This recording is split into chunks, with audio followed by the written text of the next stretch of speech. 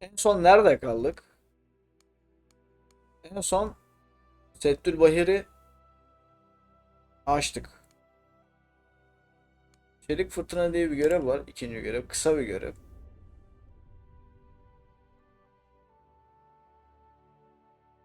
Bunu oynayabiliriz. Rütbeli arkadaşlar diye bir görev var. Bu kaç görevmiş? Kaç stepmiş? 4 step. Kısa bir bölüm olsun istiyorum. Haberci var. Settülbahir. Tam bizlik. Abi zaten 4'ü oynadık ya haberciyi. Haberci oynadık biz. Böyle arkadaşlar. Çamur ve kan için. Abi çamur ve kan için diye oynadım. Böyle rezalet bir bölüm yok ya. İllet yani. İllet. Montajı son. Allah.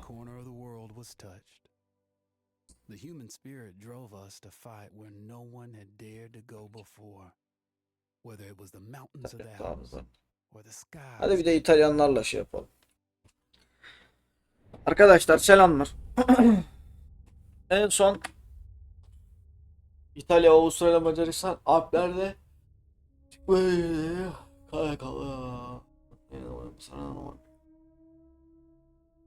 sıra dışı bir saldırıya hazırlanırlar. Bu birlik çok riskli taktiklerle uzmandır. Onların adı RDT'dir. Ola Vittoria Ottichopari. Ya zafer ya ölüm. Bunlar Türklerden alınma laflar ha. Amına koyayım, bizim laflarımıza çalıyorsunuz güya kendi laflarınızmış gibi, amına koyuyorum. Ne yapıyor, ders mi çalışıyor? Evet. Let here. Are you all right? We're ready for you to cut the cake. Babası gitti pastayı kes. Wow, these are incredible. Yes, it was an incredible time. You looked very handsome in that uniform. That's not me, that's Matteo. Oh, of course. I'm sorry, Dad. Take as long as you need. No, it's okay, Tesoro. It's time I told you what happened to him. It was during our last battle together, just a few days after our 21st birthday. My brother's battalion had been ordered to capture a fort deep into enemy territory. I wasn't going with him.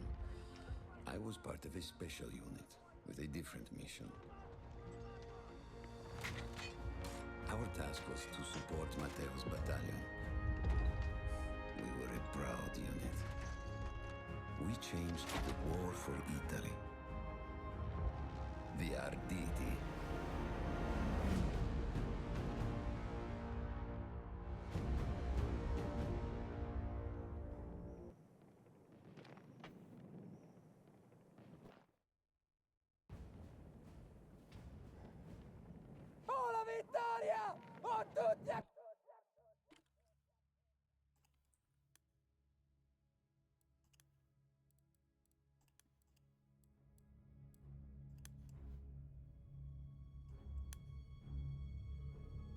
Ben de diyorum oyunda ses niye yok? Olmaz da.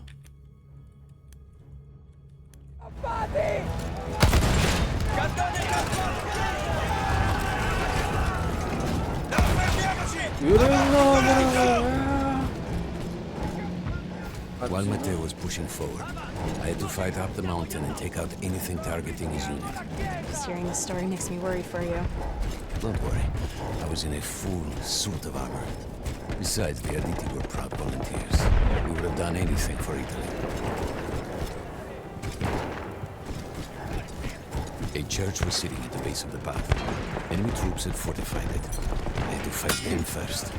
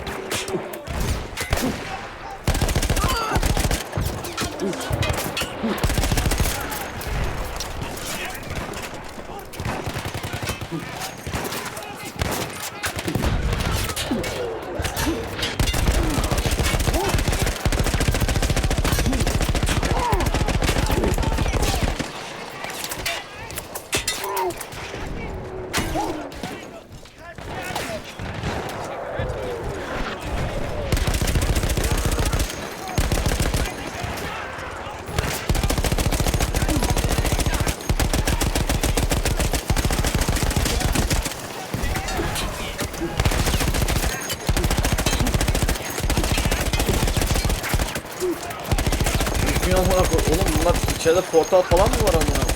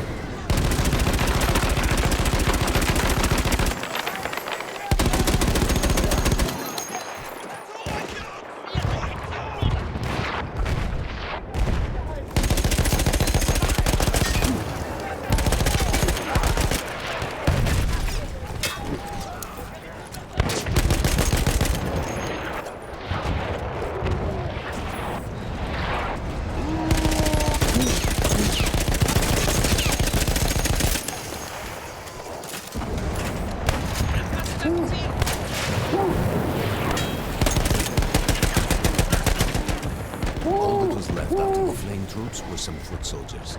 After that, the church would be ours.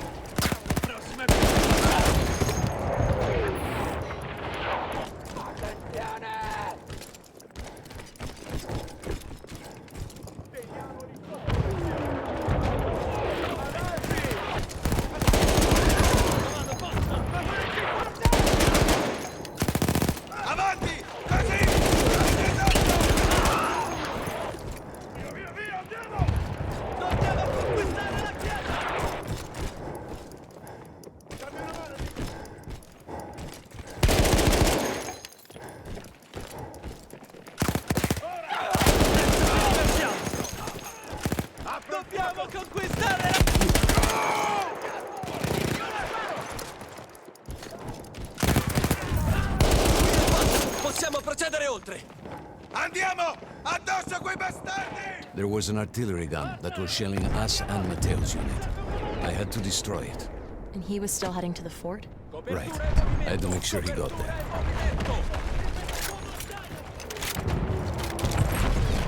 Bir topala.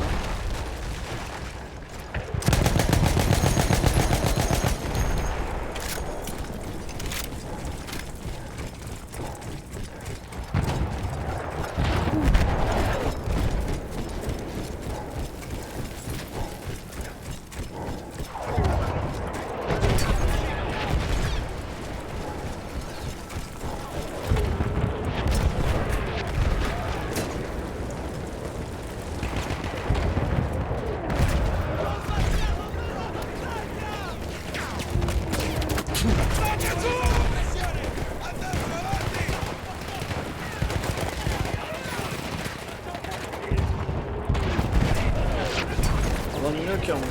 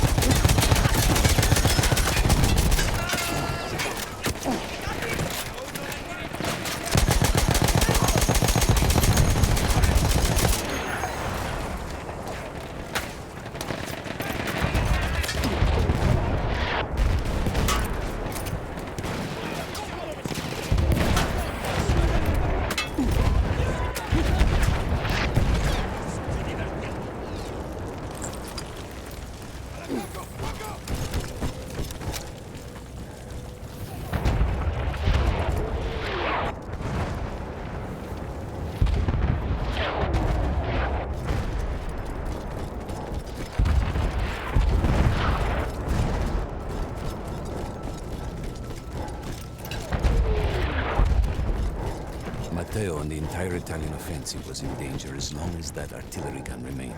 So I had to take it down.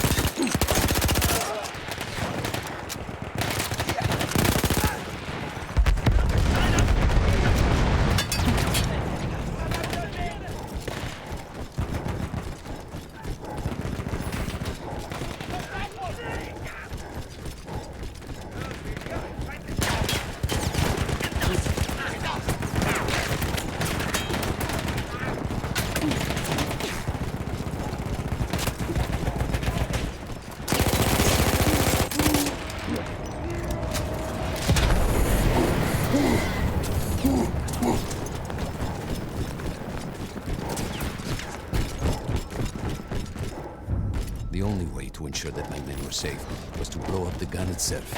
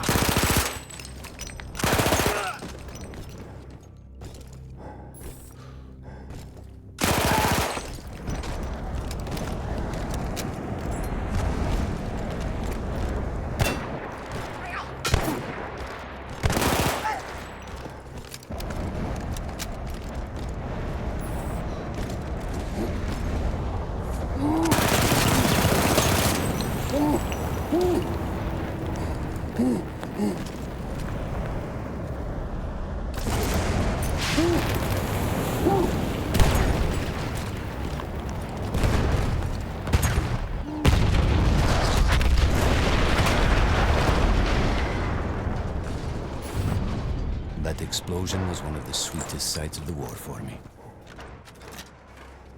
But there was no rest. I could see an anti-aircraft gun over the next ridge that was taking out our planes. And that was my next target.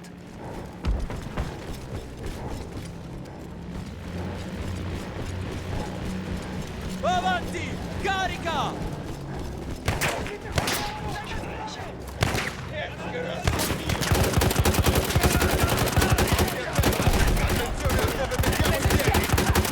Dobbiamo sfondare le loro difese!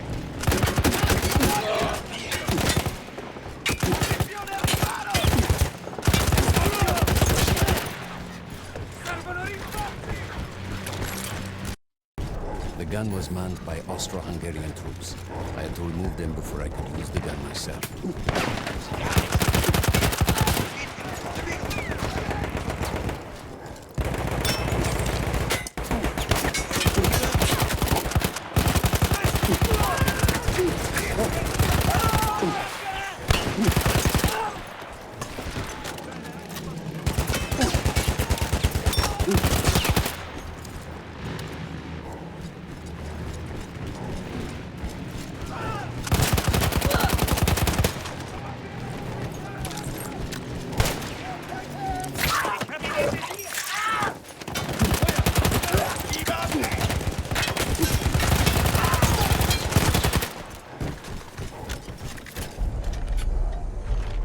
I take down the last man, but then I hear a noise that I will never forget.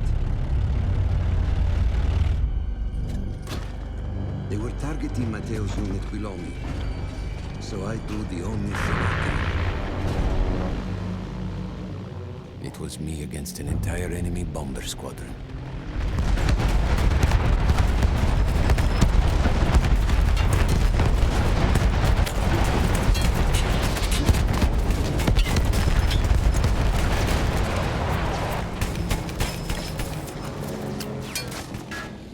We had no reinforcements. If those men were killed, our advance would be completely halted, and I would have lost Matteo.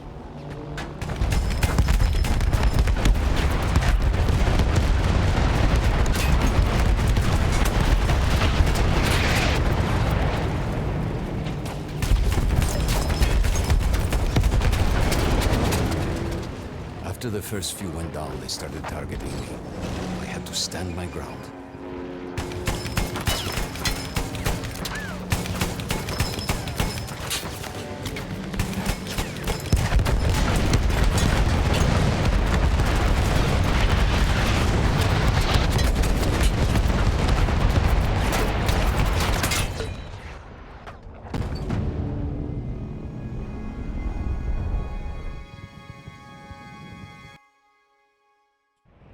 It was me against an entire enemy bomber squadron.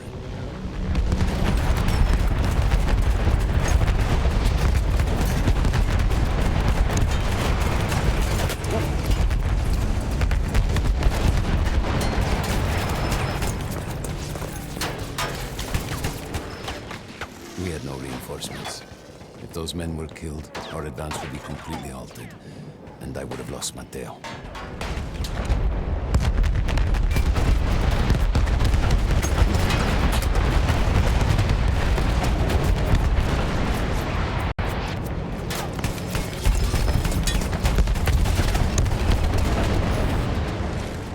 After the first few went down, they started targeting me. I had to stand my ground.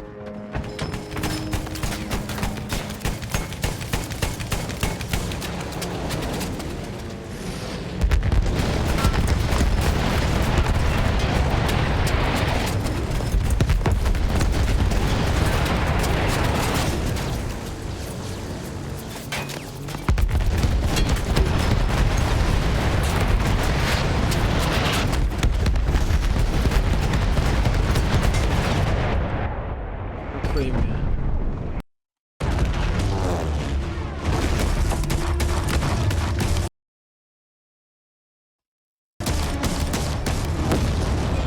Were you still safe behind your armor? Of course.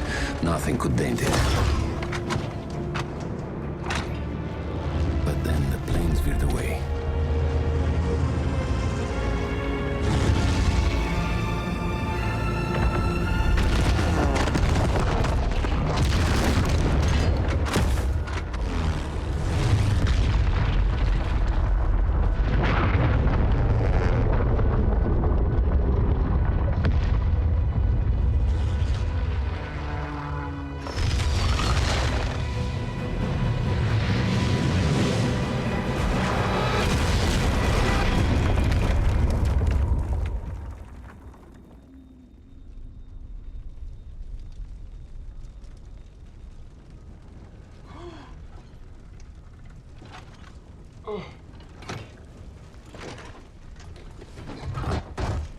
Hikayeye bak.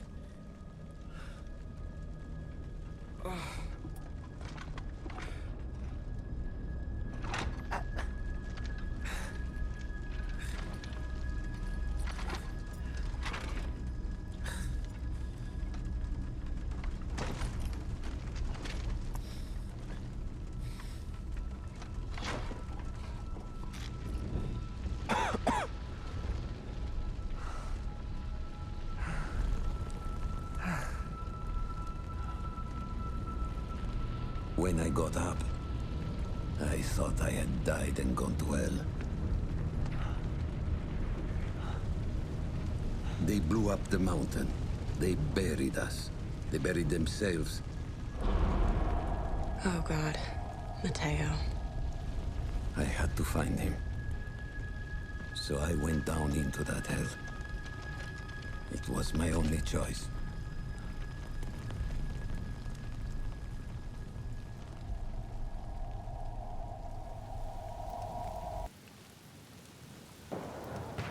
I had to find Matteo. He could have been anywhere.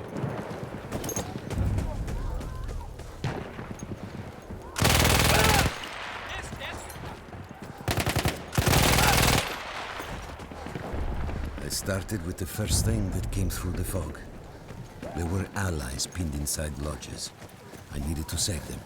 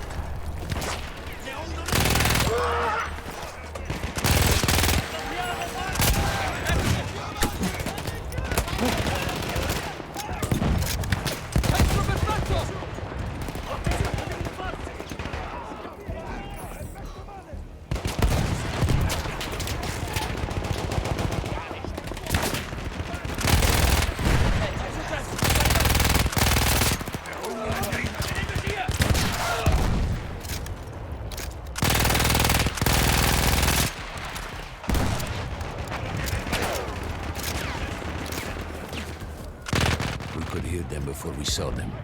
Armored vehicles coming from the enemy fort. But you didn't have your equipment anymore. There were crates of enemy weapons in the lodges that we scavenged and prepared ourselves with.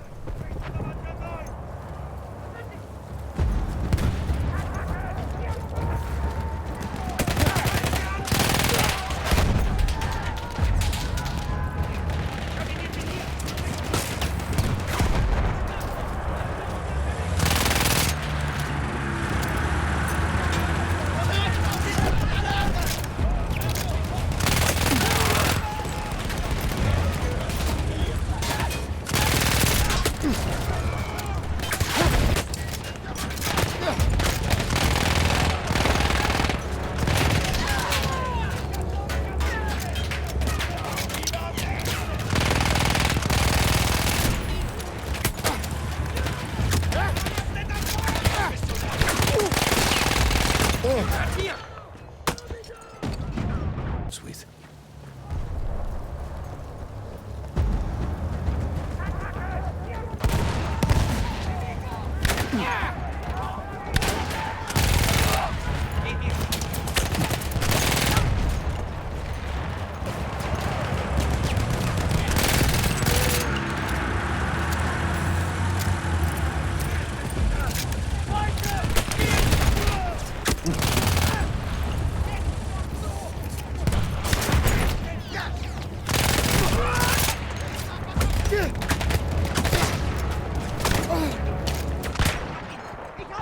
Ananı sikeyim ananı. Ananı sikeyim.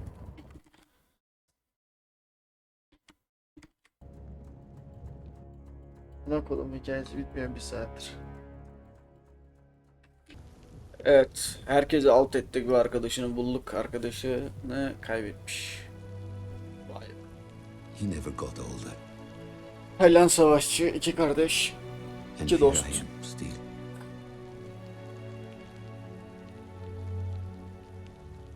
Evet, kayıp. Who decides Ne such yaparsın? things?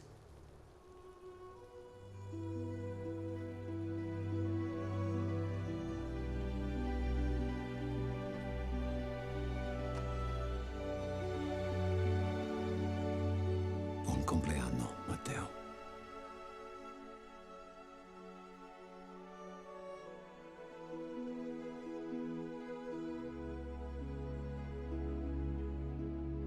Bir de öyle bir şey var. İnanılmaz büyük fedakarlık yapıyorsun. Yıllar yıllar sonra hiç bilinmeyecek ve hatırlanmayacaksın. Ne kadar garip değil mi?